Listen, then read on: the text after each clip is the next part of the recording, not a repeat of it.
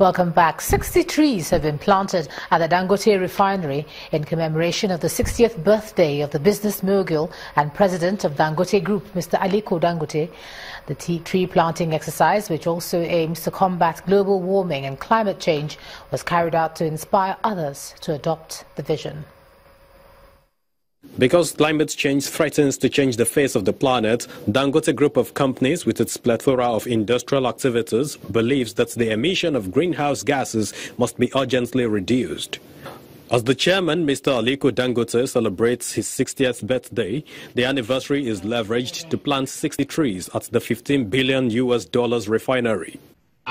With his daughters and executive directors of the company, Ms. Fatima Dangote and Mrs. Maria Dangote Dantata, representing their father, some goodwill messages are delivered by the United Nations and other mass afforestation agencies.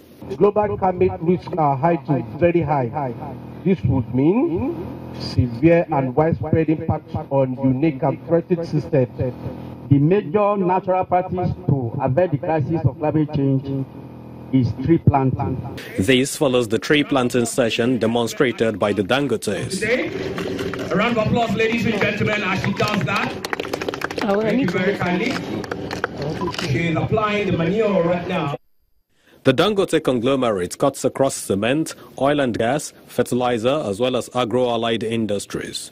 The enormousness of its activities are reasons to give back to nature. In the past, we did not have a group head of HSC, but last year we employed one. And I hope many more companies will be able to do that in Nigeria to contribute their quota into reducing the impact of the global warming.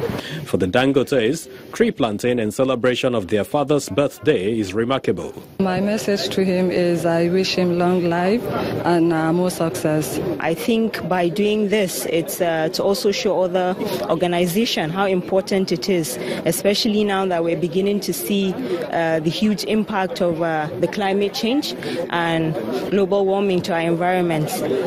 It is believed that trees husbanding removes carbon dioxide from the air. Having them at the Dangote Refinery anticipated on stream by 2019 clearly makes sense for nature. From planting trees, we move on to sports. Here's Ayotunde Balogun.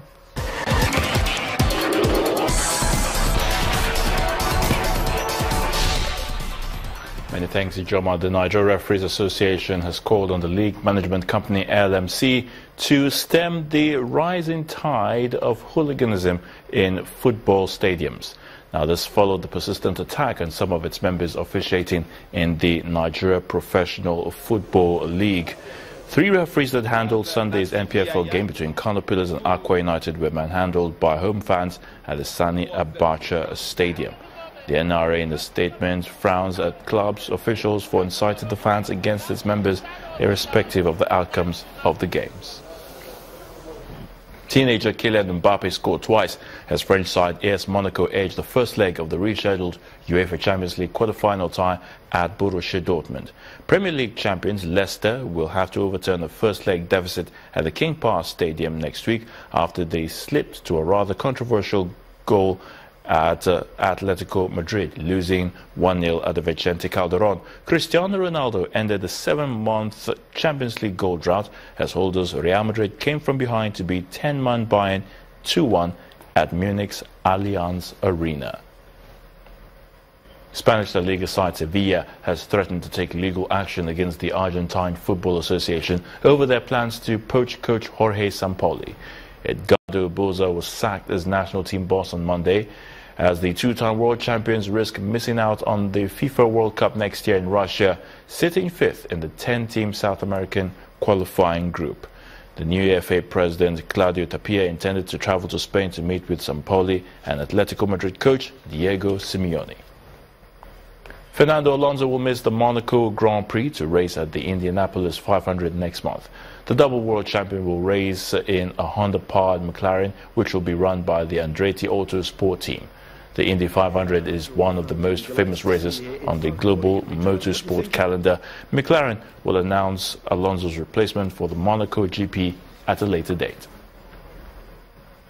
And that's a wrap in sports news. I'm Ayotunde Balogun. The news at 10 continues shortly. Thanks, Ayotunde. Members of a coalition of opposition political parties and civil society organizations in South Africa have trooped out in their thousands for what they call a National Day of Action. They want President Jacob Zuma to step down. The parties insist their protest is not anti-ANC, but the collective wish it's for the president to step down. Our Johannesburg Bureau Chief Betty De Beer reports. Once more, thousands of people have gathered calling for President Jacob Zuma to leave office. This time, a coalition of opposition political parties as well as civil society organizations have tagged this day a National Day of Action, and they're insisting that the president as well as the members of parliament from the ANC do what is right for the country. The marchers were sometimes playfully unruly, but their message was serious. There was even matching music to boot. I think it's time for President Jacob Zuma to step down. I'm still confident with the ANC. The problem is one person, the president. Mr. President, look around you. The people are speaking to you and they're saying to you, you need to go. It's time to go. A brave Zuma supporter dared to join the march but soon left for his own safety. All this ahead of a no-confidence vote slated for the 18th of April, a vote also which opposition parties have now called for its postponement pending the outcome of the suit brought by the United Democratic Movement, UDM, to the Constitutional Court regarding the option of using a secret ballot or voting system for the no-confidence vote. They hope if this succeeds, the ANC members of parliament who wish to vote against the president would not be intimidated to do otherwise. With multiple marches per week, it's hard to ignore the likely impact on productivity and the economy. The former finance minister, Pravin Gordhan, turned 68 today, and President Jacob Zuma also turns 75 today as well. And this huge march has been planned sort of to mar his day. But miles away from here, in a place called Kliptown in Soweto, a huge party has been put together in honor of the president, who has also been hosting the Emir of Qatar. From the Union Buildings in Pretoria, South Africa, Betty De Beer, Channels Television News. U.S. Secretary of State Rex Tillerson has affirmed that the United States of America is confident of the fact that the recent chemical weapons attack carried out on Syria was planned, directed and executed by the regime forces. Tillerson made the remarks at a press conference with his Russian counterpart Sergei Lavrov in Moscow, and Russia has refused to accept the U.S. assertion, insisting on an independent investigation. And the main news again. A clash between soldiers and policemen today in Damaturu, the Yobe state capital, left at least 4 people dead. The casualties include 1 soldier and 2 policemen, but authorities of both security services have remained silent about the cause of the conflict. That's the news at 10 tonight. Thanks so much for staying with us. I'm Ijeoma Onyato. Do have a good night.